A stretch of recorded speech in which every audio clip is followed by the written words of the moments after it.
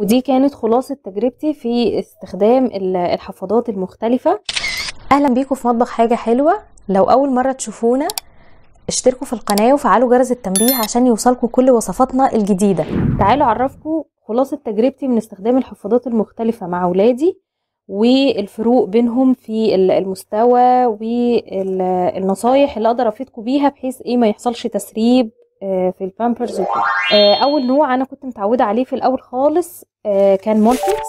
بصراحة هو منتج كويس جدا وبطانته حلوة والاستيك بتاعه كويس جدا، بس كان في مشكله بس واحده بالنسبه لي، الستيكر بتاعه كنت بحسه انه من على الوسط كده مش محكم. جبت فاين بيبي كان برضو معايا في نفس المشكله، بس مولفكس كان افضل من فاين بيبي من حيث التسلخات والكلام ده. لا مولفكس كان افضل. بعد كده اكتشفت ان في بيبام بانتس اللي هو الشورت، جربت منه نوعيه بيبام.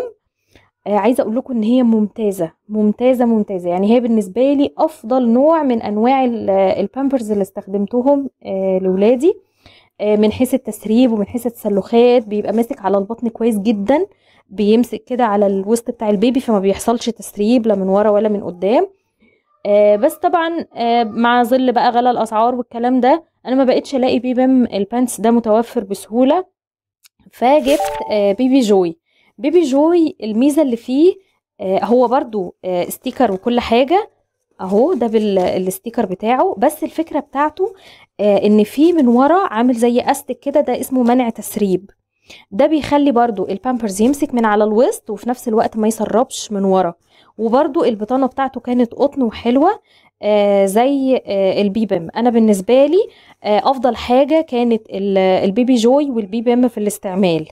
يعني لو معرفتوش تجيبوا اي حاجة بانس زي البيبي ام، وبرضو في مولفكس بانس حلو جدا، ممكن تجيبوا بيبي جوي بمانع التسريب الخلفي. طبعا دي نوع اسمه هالو بيبي، هو نوع شعبي شوية وسعره ارخص شوية منهم، بس انا جربته هو للاسف سيء جدا. يعني هو بيبقى محكم على الوسط بتاع البيبي وكل حاجة، بس للاسف هو في حتة التسريب وحش جدا. يعني هو بيسرب بسرعة، يعني ممكن لو البيبي عمل مرتين او حاجة بس في يورين او مية يغرق الدنيا خالص.